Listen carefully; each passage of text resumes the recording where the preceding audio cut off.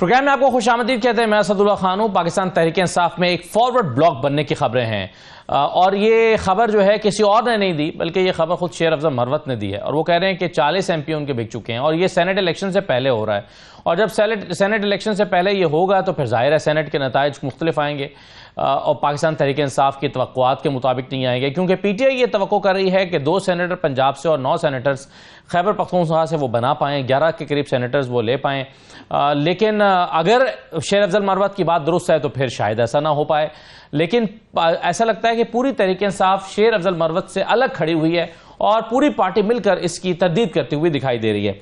एक तो ये मामला है जिस पर आज हम बात करेंगे। दूसरा, वज़ीर आज़म के इख्तियारात पर सवाल उठ रहे हैं कि वज़ीर आज़म अपना एक इख्तियार इस्तेमाल करते हैं और फिर उनको बहुत जल्द उससे यू टर्न लेना पड़ता है। जैसे इरसा चेयरमैन की तैनाती पर उनको बहुत जल्द अपना यू टर्न लेना पड़ा।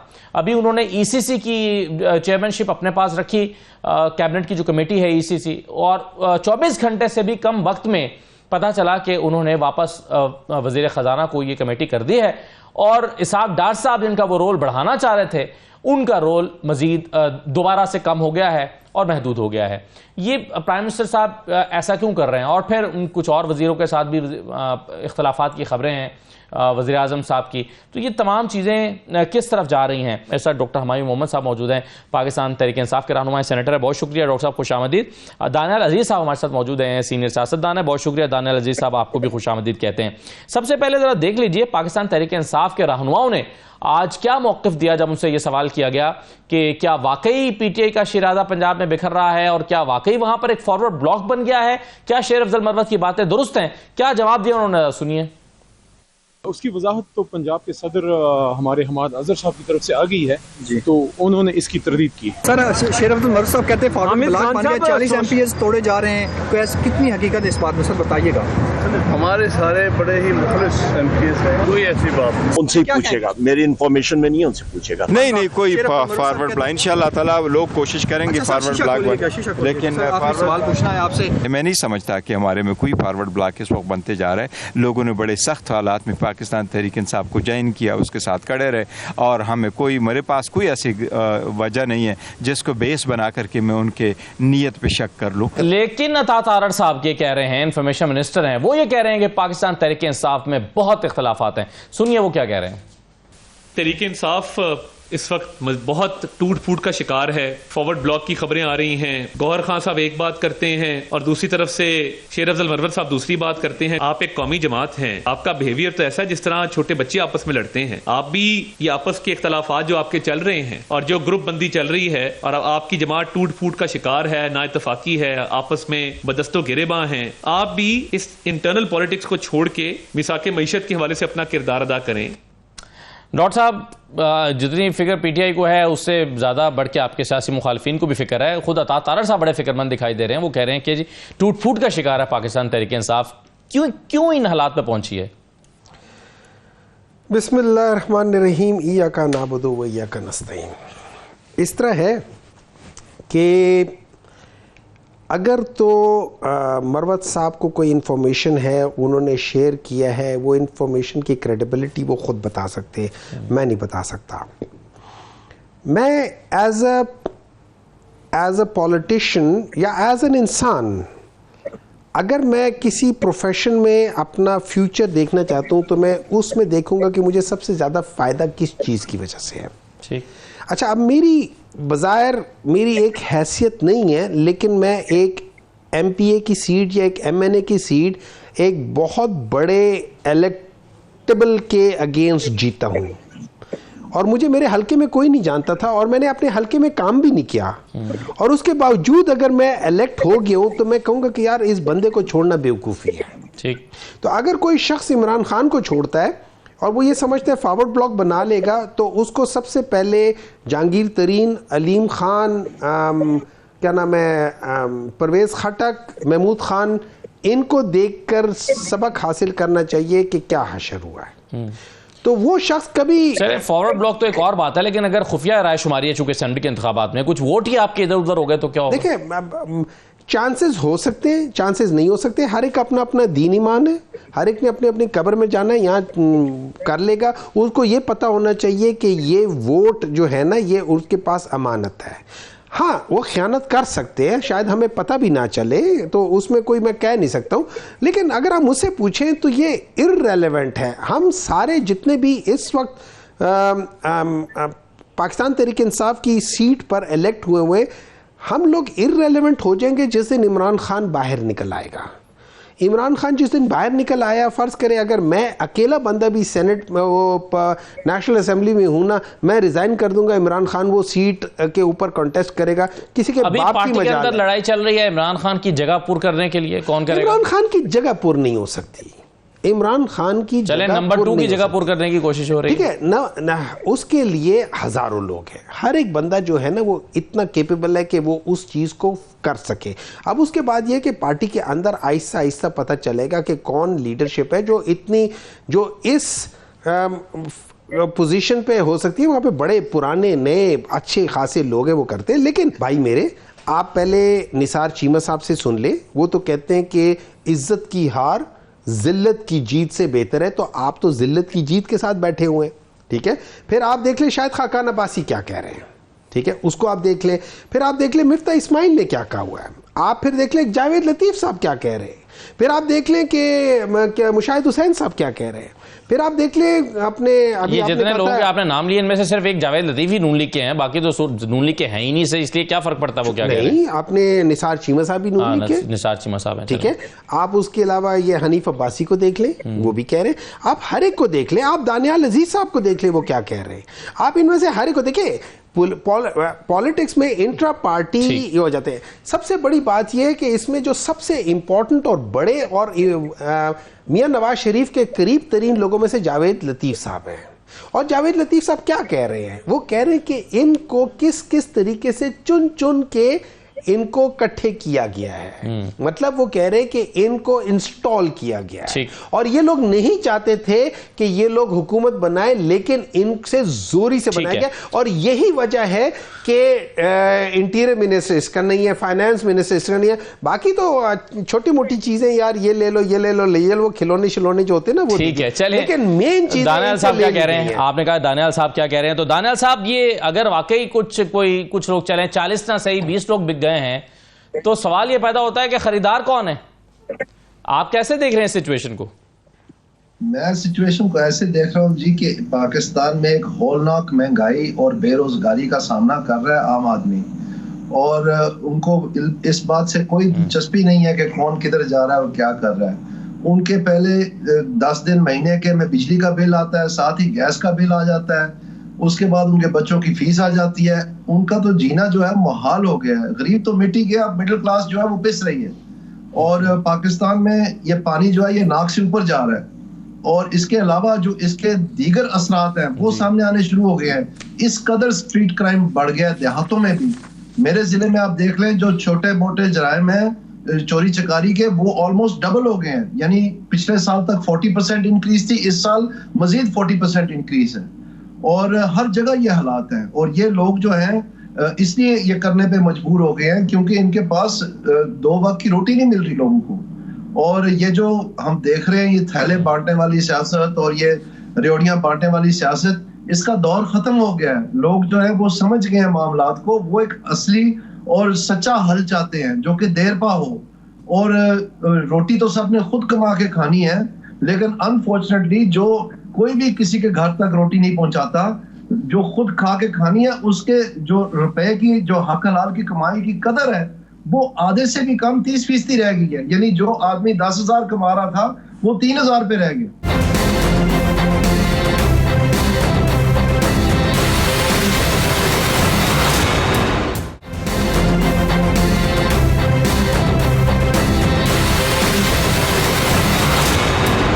साहब, जैसे कि आपने भी कहा कि बगैर सबूत के ये बात करना भी अनएथिकल है कि मंडियां लग गई हैं, लेकिन जैसे कि आपने खुद कहा कि माजी में ये खरीदो फरोख्त होती रही है, लेकिन सबूत माजी में कभी भी नहीं आया हमारे सामने। यहां तक कि एक ऑडियो भी आ गई थी एक सेनेट के इलेक्शन की, उसका भी वो ऑडियो भी आज तक साबित नहीं हो सकी। तो सबूत तो मुहैया करना मुमकिन ही नहीं है। प्राइमा फिसाई मेरे भाई, बहुत सारी चीजें सामने आ जाती थी। एक सूबे के अंदर, अब नाम लेना सूबों का मुनासिब नहीं है, एक सूबे के अंदर ये आम मुरव्वजा रिवाज था, और उस वक्त ये भी था कि वहाँ MNAs और सेनेटर्स की सीटें बहुत तकरीबन बराबर होती थी और वहाँ पे पूल करके पैसे वैसे लेने देने का रिवाज रहा। ये बदकिस्मती है, ये कोई आला काम नहीं था।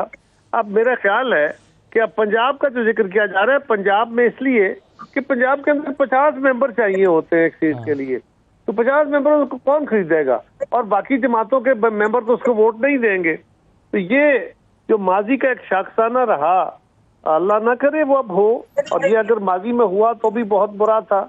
आज भी अगर कोई भी करे, मैं करूं कोई और करे, ये इंतहाई बदकिस्मती की बात हो। सही है, बिल्कुल सही। कायरा साहब, एक सवाल मैं आपके सामने और रखना चाहता हूं और फिर मैं आगे बढ़ूंगा। कायरा साहब, नून लीग अदालती तारीख दुरुस्त करना चाहती है। पिछले दिनों ख्वाजा आसिफ ने भी कहा था कि सदर साहब से हम कहेंगे कि एक रेफरेंस भिजवाया जाए कि पनामा के हवाले से कि तारीख दुरुस्त हो। आज एक और अंदाज में ये बात हुई है। पीपल्स पार्टी का इस पर राय क्या होगी अगर ये मामला आगे बढ़ता तो? देखिए, अगर कोई अपना तारीखी रिकॉर्ड दुरुस्त कराना चाहता है और उसकी तमसील पीपल्स पार्टी के उस केस भुट्टो रेफरेंस के साथ है कि भुट्टो साहब के केस में ऐसा हुआ, तो वहाँ भुट्टो साहब का कत्ल हुआ और कत्ल गलत बुनियादों पे हुआ और उस कत्ल को ना दुनिया ने तस्लीम किया, ना ज्यूरिस्टिक्स ने तस्लीम किया, ना मीडिया ने तस्लीम किया, ना पाकिस्तान के अवाम सारों ने तस्लीम किया और खुद अदालतों के अंदर भी उस केस को, सुप्रीम कोर्ट के उस फैसले को नजीर के तौर पे तस्लीम नहीं किया जाता था और तवील अरसे तक भुट्टो रेफरेंस को अदालती कत्ल कहा गया दुनिया भर में। उसके बाद हमने एक रेफरेंस फाइल किया और हमने ये कहा कि भुट्टो साहब को उनका जो फेयर ट्रायल नहीं मिला था उसका अजाला किया जाए, वो तारीखी रिकॉर्ड दुरुस्त किया जाए। अब उसमें और तो कुछ नहीं हो सकता था। उसके ऊपर भी 10-12 साल लगे और 3 हुकूमतों ने उस रेफरेंस को जारी रखा। उस पर अदालत ने सुन के फैसला दिया और फैसला भी यही था कि उनको फेयर ट्रायल नहीं मिला। अगर मेरे किसी दोस्त का ये तकाजा हो तो जजेस को तो जी प्रोटेक्शन होती है कॉन्स्टिट्यूशनली उनके फैसलों की सूरत में।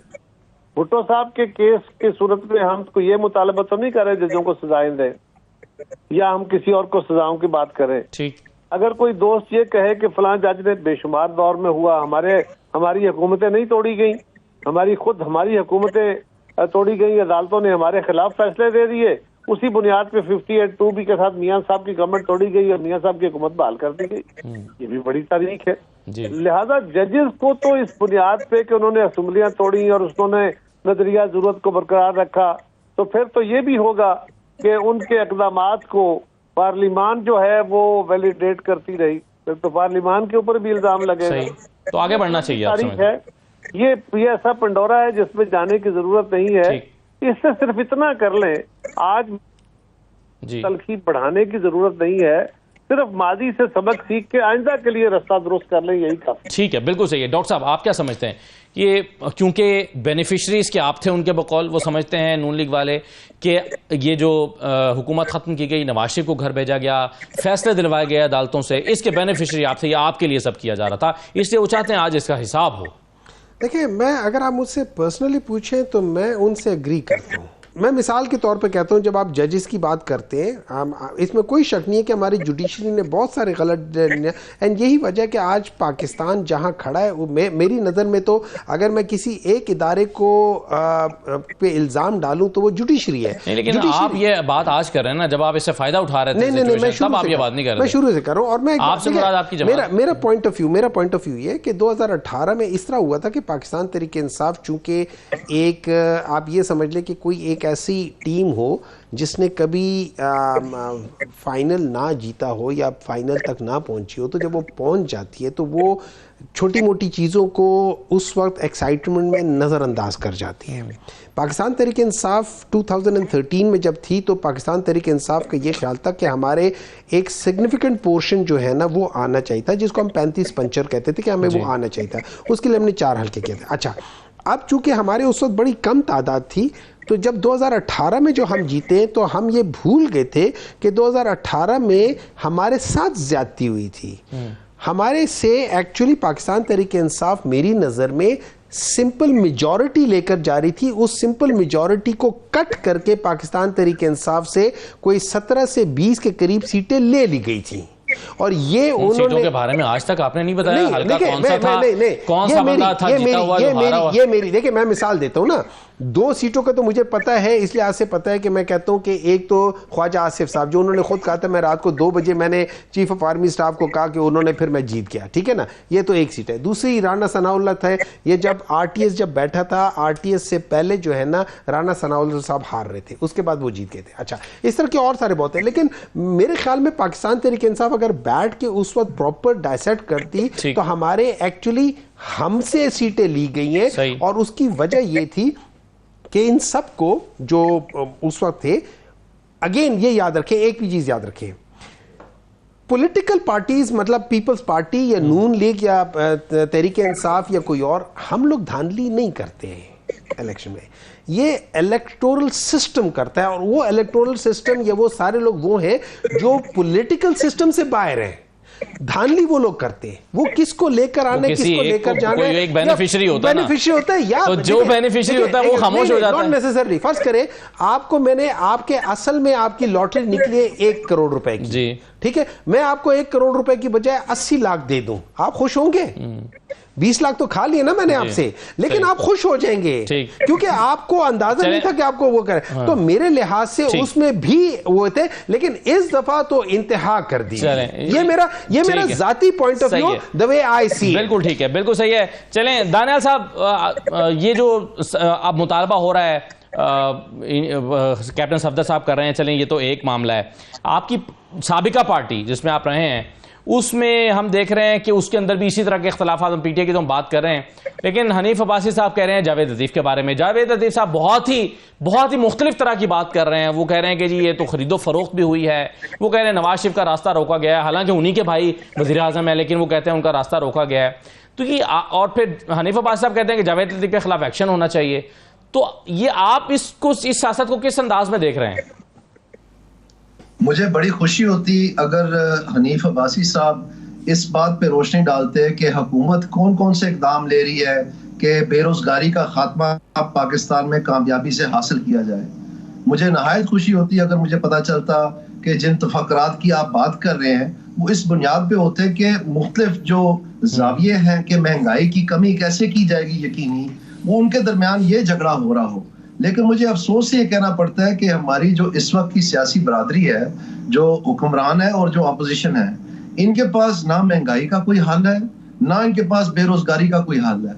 और ये मांगे तांगे के जो फाइनेंस मिनिस्टर्स का रवाज बन गया है, कभी हफीज शेख साहब होते थे और कभी ये शौकत तरीन साहब होते थे, तमाम हुकूमतों में ये रहे हैं। अब माशाल्लाह यहाँ भी वो रवाज डल गया है जो इस वक्त की हुकूमत है, और हम इसको हके बके देख रहे हैं कि पाकिस्तान की अवाम ज़िबा हो रही है। और जो अदारा इसका जिम्मेदार है, जो स्टेट बैंक ऑफ पाकिस्तान है इस महंगाई को कम करने का, इसका किसी को इल्म ही नहीं है।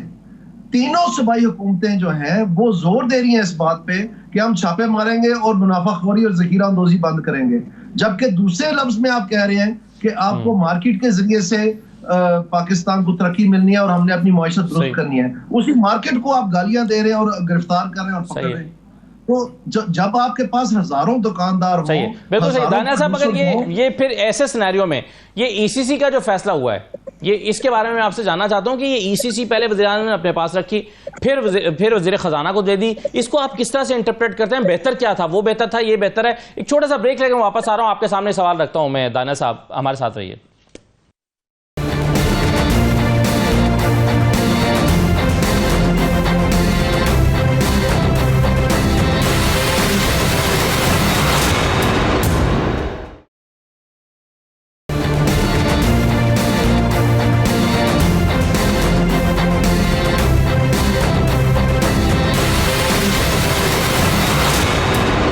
साहब जो सवाल मैं छोड़ के गया था जरा उस पर जवाब दीजिएगा कि ईसीसी की सरबराही पहले वज़ीर आज़म ने अपने पास रख ली, उसमें शामिल किया इसहाक डार साहब को, फिर इसहाक डार साहब को रिमूव किया, खुद को भी हटाया और वज़ीर खजाना को वापस कर दिया है। अभी प्राइवेटाइजेशन के बारे में भी ये तवक्को की जा रही है कि शायद वो भी इसहाक डार साहब से वापस ली जा सकती है।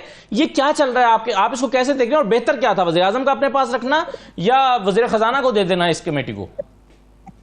मेरे ख्याल में बजाय कि ये आपस के जो तनाज़ात हैं इसको इस तरह मंजर आम पे लाया जाए और ये तगोदो जो है ये मतलब हुकूमत चलाने के बजाय इस तगोदो में हम फंसे रहें, ये मैं आपके नाजरीन को आपके जरिए बताना चाहता हूँ कि जो ECC है, economic coordination committee of the cabinet, एक तो ये जंग जिस वक्त हो रही थी उस वक्त ये बनाई गई थी और उसके बाद फिर ये चलती चली आई।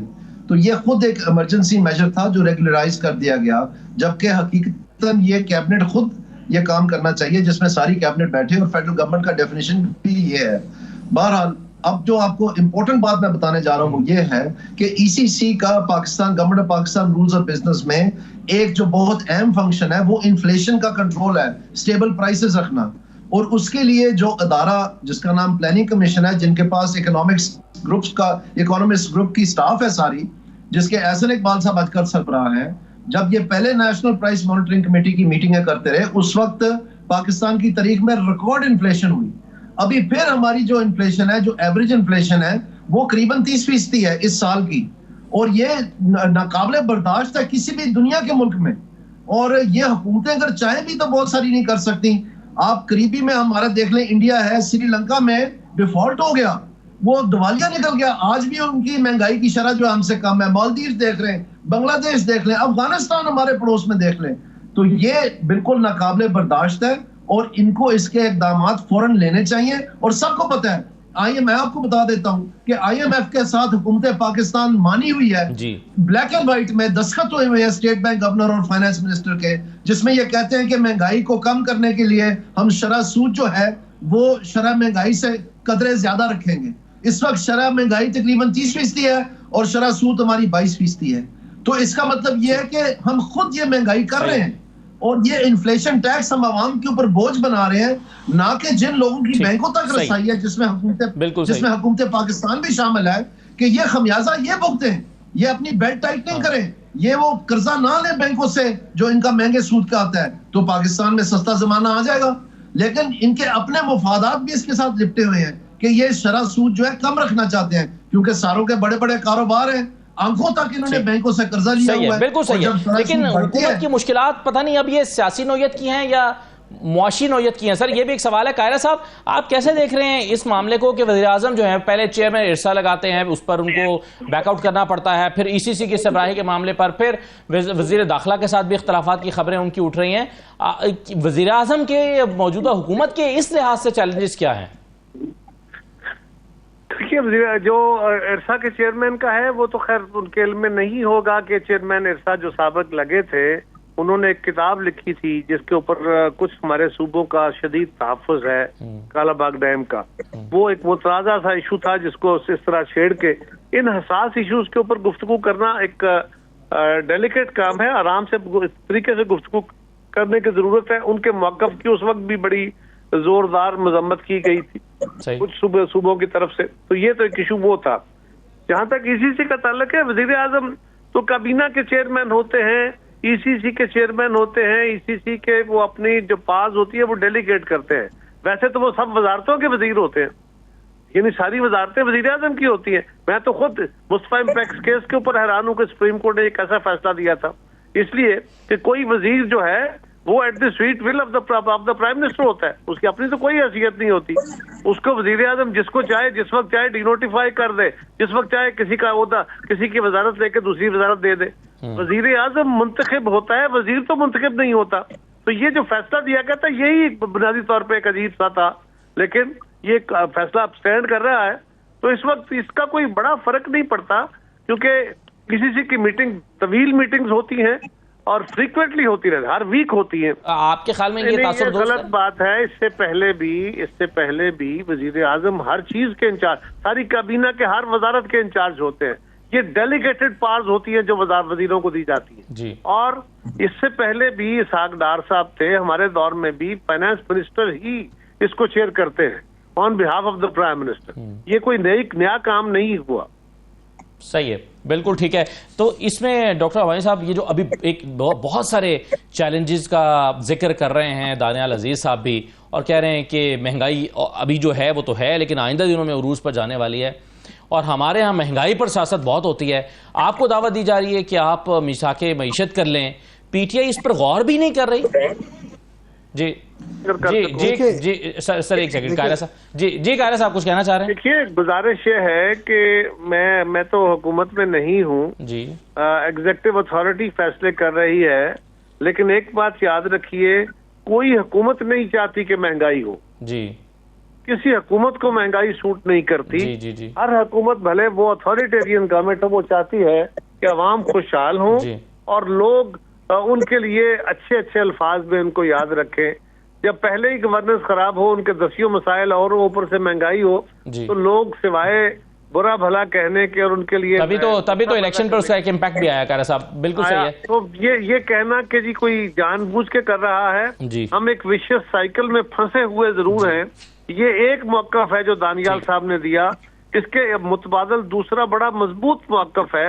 मैं भी इस बात का हामी हूं कि 22% इंटरेस्ट रेट के साथ इकोनॉमी चलाना मुश्किल है, लेकिन इसके मुतबादल भी बड़ा जोरदार आर्गूमेंट है जो दुनिया भर में प्रैक्टिस हो रहा है। तो अब जब भी कोई फैसला साजी होती है तो उसमें किसी एक तरफ की राय को ही बहरहाल देखा जाता है, और ये दुनिया में ज्यादा मुरव्वजा राय। जी बिल्कुल सही है जी डॉक्टर साहब। देखिए इस तरह है कि वो आइंस्टाइन ने कहा था कि if you do the same mistake और wrong thing again and again and you expect different results from it, वो बेवकूफ़ी है, ठीक है, स्टूपिडिटी है। आप पाकिस्तान की हिस्ट्री देखें, देखिए ऐसा होता है कि अगर आप कोई पढ़े लिखे इंसान है या आपका एक साइंटिफिक माइंड है, या आपने देखना है कि मैंने कौन सा फैसला या ऐसे क्या चीज़ें हुई हैं कि हम आज जहाँ खड़े वहाँ खड़े, क्या वजह है। क्योंकि पाकिस्तान 1950s में, 1960s में और अर्ली 70s में पाकिस्तान बहुत अच्छे तरीके से प्रोग्रेस कर रहा था। फिर उसके बाद 2-3 डिसीजन ऐसे हुए पाकिस्तान की हिस्ट्री में जिसने पाकिस्तान को काफ़ी ख़राब किया। एक तो नेशनलाइजेशन थी, उसने पाकिस्तान को इकोनॉमिकली बहुत ज़्यादा नुकसान पहुंचाया, मतलब अनरिपेयरेबल नुकसान पहुंचाया। लेकिन उसके बाद फिर हम देखते हैं कि चलो ठीक है, उसके बाद हम देखते हैं कि 1980 से लेके 2018 तक पाकिस्तान तहरीक इंसाफ को तो हम लोग सारे बहुत बुरा भला कहते हैं ना, तो हम 1918 को छोड़ देते हैं। उससे पहले देखते हैं कि इस तकरीबन 28 साल में इस मुल्क को, जो कि 1 सेंचुरी के चौथाई से ज़्यादा है, उसमें हम देखते हैं कि ऐसे क्या काम हुए कि जिसने इस मुल्क को यहाँ खड़ा कर दिया। उसमें जो आजकल को जो सबसे बड़ा मसला है वो है, आपको पता है कि इलेक्ट्रिक उसका वो है, ठीक है, और सर्कुलर डेट का है। अब ये सर्कुलर एक्सक्यूज मी, अब आप ये सर्कुलर डेट को अगर आप ट्रेस करें तो ये किन बेसिस की वजह से हो, ये वो डिसीजंस हुई हैं जो हमारे उन हुक्मरानों ने लिए जिन्होंने ये तकरीबन 3 दिहाई के अरसे में हुक्मरानी करते रहे। सही। तो अगर आप उनसे ये, और फिर इन सब ने मिल के 18 महीने हुक्मरानी की, पहले तो 30 साल थी ना, तो उनमें से आप ये समझे कि एक जब आदमी गलत काम कर रहा हो ना तो उसका जो रिजल्ट होता है, अब जब सारे मिलके गलत काम कर रहे होंगे ना तो आप सोचे वो किस स्पीड से होगा। तो आप देखिए 6.1 जीडीपी को उठा के 0.1 -0.178 ले गए, ठीक है। तो ये अब इनकी कैपेसिटी नहीं है कि ये लोग सही कर सके। अब जैसे दानियाल साहब कह रहे हैं, लेकिन हर मसले का एक हल तो होगा ना, आप भी आएंगे तो आप भी तो कुछ करने की कोशिश करेंगे। इसका हल एक बात याद रखें, हल एक होता है, वो मेरिट होता है। Political merit is the only solution, ठीक है। अब जब तक आप किसी का मैंडेट चोरी करते रहेंगे और ये करते रहेंगे तो उससे कभी नहीं होगी। और याद रखें, पाकिस्तान तहरीक इंसाफ वो वाहिद पॉलिटिकल जमात है in the history of Pakistan जितने अपने टेन्योर में 2 दफा 6 जीडीपी को टच किया या उसके करीब। छोटा सा ब्रेक लेने दीजिए यहां पर, मगर हम इस हाल को कैसे पहुंचे और प्राइम मिनिस्टर को एक ब्रीफिंग दी गई है, मैं चाहूंगा कि इस पर दानियाल साहब भी रोशनी डालेंगे। 5800 अरब की टैक्स चोरी हुई है, वज़ीर आज़म को भी ब्रीफिंग दी गई है, इस पर हम बात करते हैं। कायरा साहब आपका बहुत शुक्रिया प्रोग्राम में शिरकत करने के लिए। एक छोटा सा ब्रेक लेते हैं, नाज़रीन ब्रेक के बाद वापस आते हैं।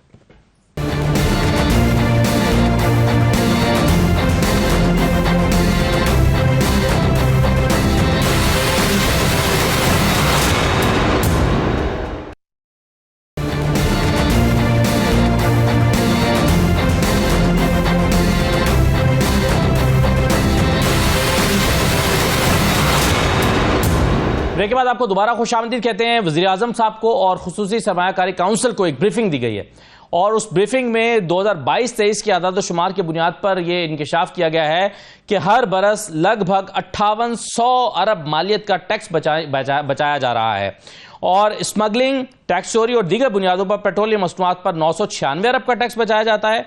रिपोर्ट में बताया गया है कि रिटेल सेक्टर की जानिब से हर बरस 888 अरब रुपए मालियत का टैक्स बचाया जा रहा है। ट्रांसपोर्ट सेक्टर में 562 अरब, जबकि आईपीपीज की जानिब से सालाना बुनियादों पर 498 अरब का टैक्स बचाया जा रहा है। स्मगल शुदा अशिया की मद में 355 अरब, जबकि बरामदात पर 342 अरब रुपए का टैक्स बचाया जा रहा है। और वज़ीर आज़म को और SIFC को यह बताया गया है कि सबसे ज्यादा टैक्स सेल्स टैक्स की मद में बचाया जाता है। बाज तखमीनों के मुताबिक इस मद में सालाना 2900 अरब बचाए जाते हैं।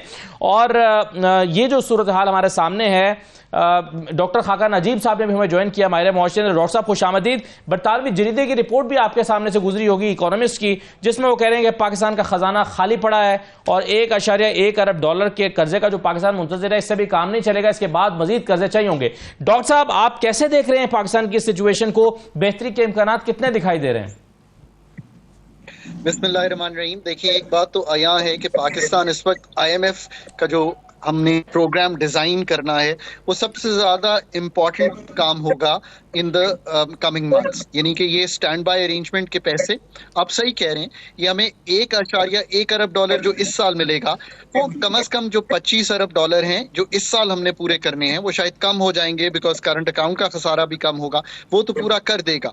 पर आने वाले सालों में हमें तकरीबन 25 अरब डॉलर के लगभग पाकिस्तान को रकूम चाहिए। इन रकूम को बगैर IMF की अम्ब्रेला के करना मुश्किल होगा, because multilateral, bilateral, friendly countries, roll over, recycling, जो सारा कुछ है ये IMF के साथ ही चलेगा। पर इंपॉर्टेंट बात यह है कि क्या पाकिस्तान ऐसा प्रोग्राम सामने रख सकता है, और मैं बारहा कहता हूं कि ये IMF का प्रोग्राम नहीं है। कंट्रीज इसको गलत समझती हैं, ये पाकिस्तान का प्रोग्राम है और इसमें क्या टैक्स की इस्लाहात, जिस टैक्स गैप का जिक्र आपने पहले किया है उसको पूरा करने की इस्लाहात आप सामने रख सकते हैं। क्या ऐसी इस्लाहात सामने रख सकते हैं जो एनर्जी सेक्टर की कीमतें तब्दील करने पर ना मुहित हों, पर वो मुहित हों कि एनर्जी सेक्टर की तंजीम नौ कैसे होगी।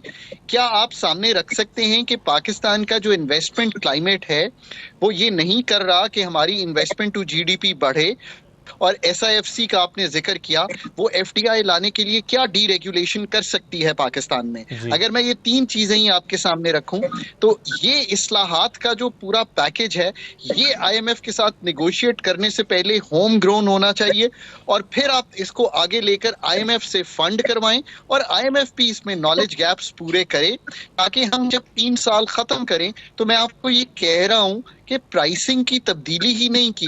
देखें, जो IMF के प्रोग्राम हैं वो प्राइसिंग को टाइट करके ऑस्टेरिटी क्रिएट करते हैं। ये मैक्रो मैनेजमेंट की हद तक तो दुरुस्त है, पर Pakistan needs much more than this. Can we do this or not is the question. जी बिल्कुल सही है, मगर दाना लजीज साहब, इसमें मसला ये है, सादा सी बात, कि पाकिस्तान IMF के का जो प्लान है, प्रोग्राम है, उसके बगैर पाकिस्तान का गुजारा नहीं है, कोई दूसरा रास्ता नहीं है, लेकिन उसकी शराइत का बोझ उठाने की अवाम में सख्त भी नहीं है। तो कहां फंस गए हम, ये कैसे निकलेंगे इससे? मैं आपको इसी ज़मीन में जो आपने टैक्स की बात की है वज़ीर आज़म साहब को कोट करके, मैं आपको इसी ज़मीन में बात, इससे थोड़ा कबल प्रोग्राम में मैं आपसे बात कर रहा था कि 566 अरब रुपए जो है ये तयन हो गया कि ये चोरी होने इस साल में अभी 3 माह रह गए हैं, यानी मार्च तकरीबन खत्म हो गया, अप्रैल, मई और जून है। और आप मुझे ये बताएं कि अभी तक जो वो सारा बड़े जोरों शोर से शुरू हुआ था और हर माह हमें बताया जा रहा था कि अब इतने हमने इकट्ठे कर लिए, अब इतना सस्ते हो जाने चाहिए, बिजली और महंगी होती गई और इन्होंने वो इकट्ठे करने से कासर है। इसी तरह ये टैक्स में होना है, क्योंकि ये एक इंतजामी अप्रोच ले रहे हैं जिसको इस दफा इन्होंने एक नया गिलाफ चढ़ा दिया, होल ऑफ गवर्नमेंट अप्रोच। उसमें पुलिस भी डाल दी है, पटवारी हजरात भी डाल दिए, पर्चे भी दे दिए, मतलब FIA को भी डाल दिया, महकमे को भी डिसमिस कर दिए, नैब को भी डाल दिया, वगैरह वगैरह। लेकिन उसका रिजल्ट क्या निकला? निल। अब वो दुम दबा के उसमें से निकल गए हैं, कोई उसका जिक्र नहीं करता। वो किधर गई? वो जो ऑर्डर किया था जिस महकमे ने या जिस सत्ता ने हुकूमत की, उसका जवाब लेना जी, वो कहां गए 500 अरब आवाम के? हर बिल का वो कितने रुपए सस्ता होना था बिजली का यूनिट? फिर यहाँ पता चलेगा ना, अगर आपने एक सिर्फ ये ऐलान कर देना कि 1 ट्रिलियन 1.5 ट्रिलियन टैक्स चोरी हो रही है, तो भाई आप बिजली का 5 अरब तो पकड़ दें, ट्रिलियन तो बाद में साहब की तरह दोबारा कनेक्ट कर लें। अच्छा डॉक्टर साहब, इन द मीनवाइल मुझे ये बता दीजिए डॉक्टर हुमायूं साहब कि ये हम एक तरफ ऑस्टेरिटी की बात कर रहे हैं, वहीं आज ये बड़ी दिलचस्प खबर आई है कि इलेक्शन कमीशन ने अपने उन मुलाजमीन को जिन्होंने अभी इलेक्शन में अच्छा परफॉर्म किया है उनको 7 करोड़ के एजाजिए दिए हैं और 8 महीने में इसी ज़िमन में 2 अरब 18 करोड़ रुपए के एजाजिए दिए जा चुके हैं।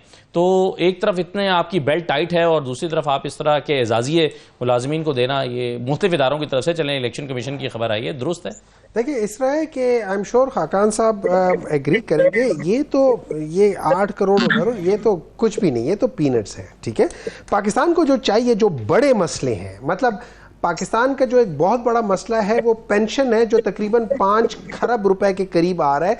आपको पेंशन रिफॉर्म्स चाहिए। अच्छा, पाकिस्तान का दूसरा जो बहुत बड़ा मसला है जो आज तक हल नहीं हुआ, और उसकी वजह यह कि जो लोग जिनके लिए हल करना है वो ही पार्लियामेंट बैठे, वो है लैंड रिफॉर्म्स। पाकिस्तान में आज तक लैंड रिफॉर्म्स इनकंक्लूसिव है, उनको आपको करना है। अच्छा, फिर पाकिस्तान के अंदर एक और चीज है, ये जो रिडंडेंसीज है आफ्टर 18th अमेंडमेंट, आपने उसको करना है। मैं मिसाल देता हूँ, पाकिस्तान के पास इस वक्त 90,000 जो है ना वो गाड़ियां हैं, हर एक को 360 लीटर पर मंथ मिलता है। ये तकरीबन 89 बिलियन रुपीस सालाना का खर्चा है जो कि इस तबके को मिल रहा है। अब इसके अंदर मैं फ्री की बिजली नहीं काउंट कर रहा, इसके मैं फ्री की ट्रैवलिंग नहीं काउंट कर रहा। इसमें जब आप इन सब को करते हैं तो ये कोई 2-3 खरब रुपए बन जाते हैं। ठीक है, पाकिस्तान को सबसे पहले, अब मैं मिसाल देता हूं, आप जाते हैं, आपके पास एक आदमी आता है, एक अच्छी सी गाड़ी से उतर के आके आपको कहता है कि बाबा मुझे जरा पैसे दे दो, आप उसको पैसे दोगे? नहीं दोगे। यही मिसाल पाकिस्तान के लीडरों का है, जब वो देखते हैं कि यार ये लीडर है, इनके अपने अरबों रुपए हैं, पाकिस्तान से बाहर पड़े, ये खुद पाकिस्तान में इन्वेस्ट नहीं कर रहे, ये मुझे आके कह रहे हैं कि पैसे दे दो, तो भाई किस बात के पैसे दो, बाबा माफ करो। सही है, ठीक है ना। आपने जब ये ऑस्टेरिटी मेजर्स की बात करनी है तो आप अपने सबसे पहले आप अपने आप से स्टार्ट करो ना। आप लोगों ने इन्वेस्ट करना पाकिस्तान में, आओ लाओ ना सारी अपनी जो जायदाद हुआ ये सारी चीजें बेचो, लिक्विडेट करो। नहीं, मुश्किल काम नहीं है। अगर आपने अगर देखिए, या तो आप वाकई ग्राउंड टू अर्थ किस्म के लोग हैं ना, ठीक है, तो अगर आप ग्राउंड टू अर्थ किस्म के लोग हैं तो पाकिस्तान को अर्थ मत करें। बिल्कुल सही है। डॉक्टर खाकान साहब, मगर मुझे ये बता दीजिए कि जैसा कि आप भी ये मानते हैं और सब मानते हैं, जिसको समझ नहीं भी इकोनॉमिक भी वो भी मानता है कि IMF के बगैर चारा नहीं है, इस वक्त प्रोग्राम चाहिए, लेकिन उसके नतीजे में जो महंगाई आएगी उसकी सकत भी तो नहीं है आवाम में, ये कैसे चलेगा? दरमियानी रास्ता क्या है? देखिए, दरमियानी रास्ता यह है कि जो प्राइसिंग चेंजेस के फैसले थे वो बहुत हद तक हमने कर लिए हैं। PDL भी बढ़ा दी, पेट्रोल महंगा हो गया, एनर्जी की कीमतें सारी जगह तब्दील कर दी, महंगाई आई। अब उनकी तंजीम नौ या जो कॉस्टिंग को नीचे लाने के फैसले हैं, जिसका मतलब ये है कि बिजली को तंजीम नौ करके हुए ऑपरेशंस प्राइवेट सेक्टर को दें, रेगुलेटर को वर्टिकली ठीक करें, नेपरा ओगरा को, और मिनिस्ट्री की एक पॉलिसी की जो फिजा है वो बनाएं, ताकि आप जो निकलें जब IMF के प्रोग्राम से तो आप बता सकते हो कि ये एनर्जी सेक्टर एक कंपेटिटिव मार्केट में ऑपरेट कर रहा है। और जैसे अभी दोनों शुरका कह रहे थे, पाकिस्तान को फंडामेंटल डिसीजन लेने पड़ेंगे। एक्सपेंडिचर का reform is what Pakistan also needs in addition to taxation, जिसमें पेंशन्स बिल्कुल दुरुस्त, जिसमें डेट रीस्ट्रक्चरिंग या डेट रीप्रोफाइलिंग का काम, पाकिस्तान का ट्रेजरी सिंगल अकाउंट बनाना, पाकिस्तान की सारी सब्सिडीज को निकालना एनर्जी सेक्टर और बाकी SOE से और इनको लाना टारगेटेड सब्सिडी रजीम में। जो आप फरमा रहे हैं 460 अरब दे हमारा सेंटर, उसको बढ़ा के 600 करे और 500 अरब डाले हमारा प्रोविंसेस और 1100 अरब का आप टारगेटेड सब्सिडी रजीम का पैकेज बनाए। ये चीजें मैं इसलिए कह रहा हूं कि एक्सपेंडिचर का रिफॉर्म बहुत प्रेसिडेंस ले रहा है ओवर मेनी रिफॉर्म्स। एनर्जी के बाद मैं एक्सपेंडिचर डालता हूं और फिर टैक्स रिफॉर्म्स पाकिस्तान में। ठीक है, बिल्कुल सही है। दाना साहब, 20 सेकेंड्स में अगर आप एक कंक्लूडिंग रिमार्क्स दे दें कि क्या सोल्यूशन क्या है पाकिस्तान के पास इस पर? ये जो हमारी 3 जमातें इस वक्त 3 जमातों के जो हुक्मरान हैं, इनके पास तो वाज़ेह तौर पर मैंने आपको शुरू में भी बताया, इनके पास हल नहीं है। और इनकी जमातें जो है असल में चलाते हैं रिटायर्ड ब्यूरोक्रेट्स, यानी PTI के पास शहजाद अरबाब है, किसी के पास सलमान फरूकी है, किसी के पास आहद चीमा है या सईद मेहदी है। तो टेक्निकल साइड के ऊपर ये सियासतदानों को जिनको अबूर हासिल है उनको करीब नहीं आने देते, क्योंकि बुनियादी तौर पे ये अंधों में काने राजे हैं। तो ये सियासत अब आगे चल नहीं सकती। स्पेशलाइजेशन का दौर है, रेवड़ियां बांटने का दौर खत्म हो गया है। अगर आप चाहते हैं कि पाकिस्तान को एक मुस्तहकम मईशत बने तो फिर आपको कोई नई सियासी सतह। राइट सर, बिल्कुल सही। बहुत शुक्रिया दानियाल अजीज साहब, डॉक्टर हमाई मोहम्मद साहब, डॉक्टर खाकान नजीर साहब प्रोग्राम में शिरकत करने के लिए बहुत शुक्रिया। इजाज़त दीजिए, अल्लाह हाफिज़।